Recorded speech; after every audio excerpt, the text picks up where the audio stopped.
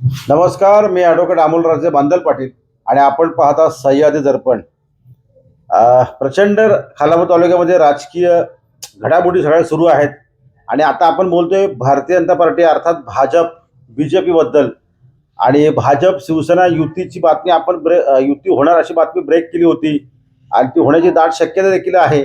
तत्पूर्वी आत्ता संध्याकाळी 7:30-8 वाजता पनवेल या ठिकाणी पनवेलचे आमदार प्रशांतदादा ठाकूर आणि उरणचे आमदार महेश बालदी यांच्या उपस्थितीमध्ये खालापूर जे दोन मंडळ आहेत, चौक आणि खालापूर जो मंडळ आहे, या दोन्ही मंडळाचे जे अध्यक्ष पदाधिकारी कार्यकर्ते यांच्या बैठका पार पडलेल्या आहेत. काही इंटरव्ह्यू देखील पार पडलेले आहेत इच्छुक उमेदवारांच्या. आणि याच्यामध्ये आतकरगाव जिल्हा परिषद आणि सारोळी जिल्हा परिषद विशेषतः इथून कोण लढणार, कुठली नावं आहेत, तर मी तुम्हाला काही नावं सांगतो. ह्या माणसांना पक्षाकडून स्पष्ट आदेश देण्यात आलेले आहेत की उद्या आणि परवा 2 दिवसात भारतीय जनता पार्टीच्या इच्छुकांच्या जे नामांकन अर्ज आहे ते दाखल करा, असे स्पष्ट आदेश भारतीय जनता पार्टीने दिलेले आहेत. या बैठकीला तालुक्याचे मंडळ अध्यक्ष सनी यादव आणि इतर सगळीच मंडळी उपस्थित होती.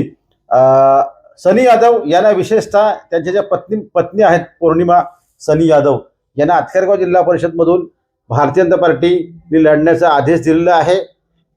त्याच धर्तीवर जे सारोळी जिल्हा परिषद वार्डमधून विठ्ठल मोरे जे आहेत त्यांना देखील सांगण्यात आले की तुम्ही जिल्हा परिषद लढा. आणि ज्या खालची पंचायत समिती जी आहे, सारोळी पंचायत समिती, या ठिकाणी तांबाडी ग्रामपंचायतीचे माजी सरपंच अनिल जाधव, एक मोठं नाव आहे, यांच्या पत्नीला देखील सांगण्यात आलेलं आहे. अनिल जाधव यांना स्पष्ट पक्षाने सांगितलंय की तुम्ही देखील आपला नामांकन अर्ज दाखल करा. विठ्ठल मोरे यांना देखील सांगण्यात आलंय की तुम्ही देखील नामांकन अर्ज खालच्या पंचायत समितीसाठी दाखल करा. अशा ह्या सगळ्या सूचना, स्पष्ट आदेश भारतीय जनता पार्टीकडून ह्या सगळ्या स्थानिक पातळीवरच्या खालापूर तालुक्यातल्या मंडळींना देण्यात आले आहेत. मला वाटतं उद्या किंवा परवा या 2 दिवसात भारतीय जनता पार्टी आपले नामांकन अर्ज सारोळी आणि आतकरगाव इथून दाखल करणार आहे. महत्त्वाची बातमी आहे ती. आपण भारतीय जनता पार्टीचे उमेदवार कोण असणार आणि कशा प्रकारे युती होते की न होते, मला असं वाटतं की आत्ता वेळ फार कमी उमेदवारी अर्ज दाखल करायला, त्याच्यामुळे दाखल होऊन जाईल. त्याच्यानंतर युती झाली तर कोण मागे येणार, कोण पुढे जाणार, सीट शेअरिंगचा मुद्दा आहे तो नंतर पुढच्या 2 दिवसानंतर छाननीच्या प्रक्रियेनंतर सोडवला जाईल. परंतु भारतीय जनता पार्टी आता ॲक्टिव्ह झालेली आहे, वरिष्ठ ॲक्टिव्ह झाले आहेत आणि कुठेही दगाफटका नको.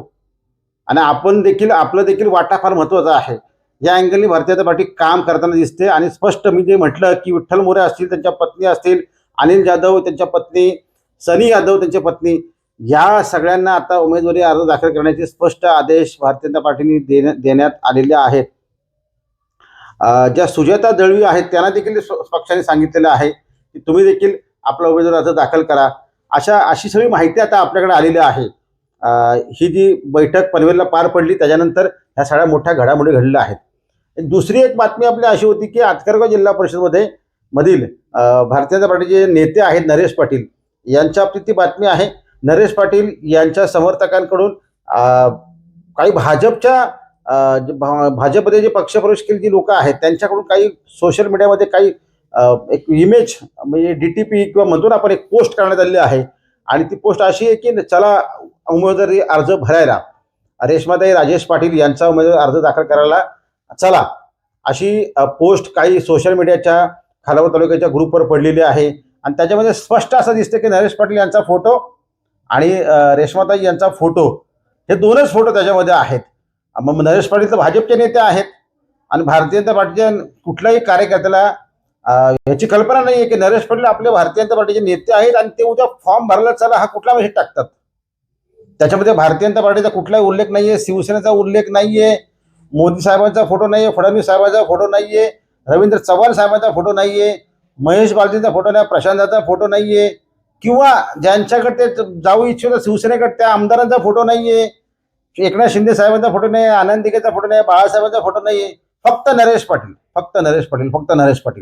नरेश पाटील आणि त्यांच्या इच्छुक ज्या उमेदवार आहेत घरातल्या मंडळी, रेश्माताई राजेश पाटील, ह्या दोघांचा तो फोटो आहे आणि लिहिलेलं आहे चला उमेदवार अर्ज भरायला.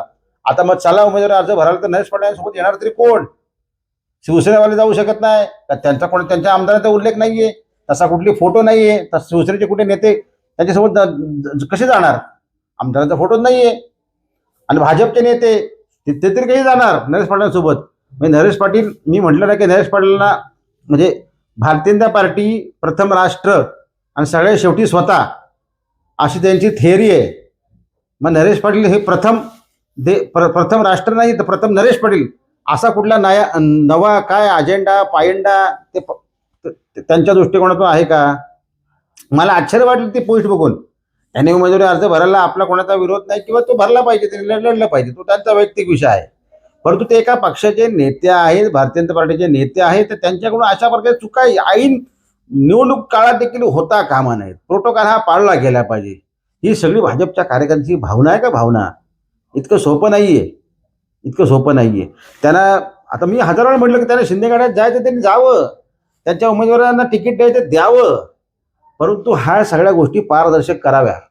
आता बाकीचे इतर शिवसेना, राष्ट्रवादी सगळे जे कसे उमेदवार अगदी सगळ्यांचे फोटो प्रोटोकॉलप्रमाणे सगळ्यांचे मेसेज पडलेले आहेत. मात्र एकच अशी इमेज आहे नरेश पाटलांची की ती व्हॉट्सअपला ग्रुपवर जी पडलेली आहे, सोशल मीडियात जी पडलेली आहे, काही लोकांचे स्टेटस आहेत, त्या ठिकाणी फक्त नरेश पाटील यांचा फोटो आणि ज्या इच्छुक उमेदवार आहेत त्यांच्या घरातली मंडळी रेश्माताई, राजेश पाटील यांचा फोटो आहे.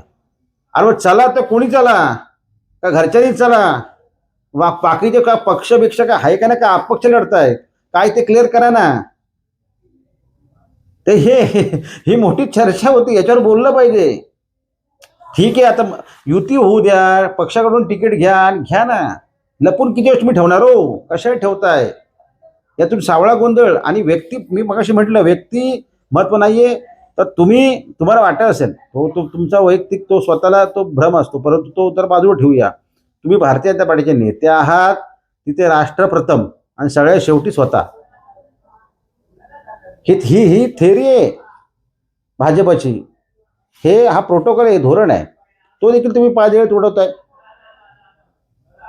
परंतु नरेश पाटील यांची ती इमेज पडलेली आहे. बघूया तर उद्या त्यांच्यासोबत कोणकुठले पक्षाचे नेते असणार आहेत का, त्यांच्या काय शिवसेने नेते असणार आहेत का, शिवसेनेचे कार्यकर्ते असणार आहेत. परंतु आमदारांचा देखील उल्लेख नाही त्या फोटोमध्ये, कुठल्या पदाधिकाऱ्यांचा उल्लेख नाहीये, फोटो दिसत नाहीये, किंवा भाजपच्या देखील कुठल्या पदाधिकाऱ्यांचा उल्लेख दिसत नाहीये. तर भाजपवर बोललं पाहिजे, आपल्याकडून राहिलं होतं. आणि आता जी घडामोड पनवेलला घडली त्याच्यावर आपण भाष्य केलेलं आहे. नरेश पाटलांच्या त्या इमेजवर बोललं पाहिजे म्हणून आपण बोलतोय. बघूया उद्या काय नेमकं त्यांच्यासोबत कोण कोण दिसतोय, कुठला माहोल दिसतोय, कुठलं शक्ती प्रदर्शन ते करतात, कुठला झेंडा दिसतोय, कुठला झेंडा उद्या असणार. मग भाजपच्या लोकांना माहितीच नाही. त्यांचा त्या इमेजवर किंवा त्या फोटोवर, त्या DTPवर, त्या बॅनरवर उल्लेखच नाहीये. असं सगळ्या गोंधळात नरेश पाटील तुम्ही राहू नका. निवडणूक फार महत्त्वाची आहे. तुमचं वलय आहे मतदारसंघात, मान्य आहे. तुम्ही मोठे नेते आहात, मान्य आहे. तुमच्याकडे तुम्ही जादूगार आहात, मान्य आहे.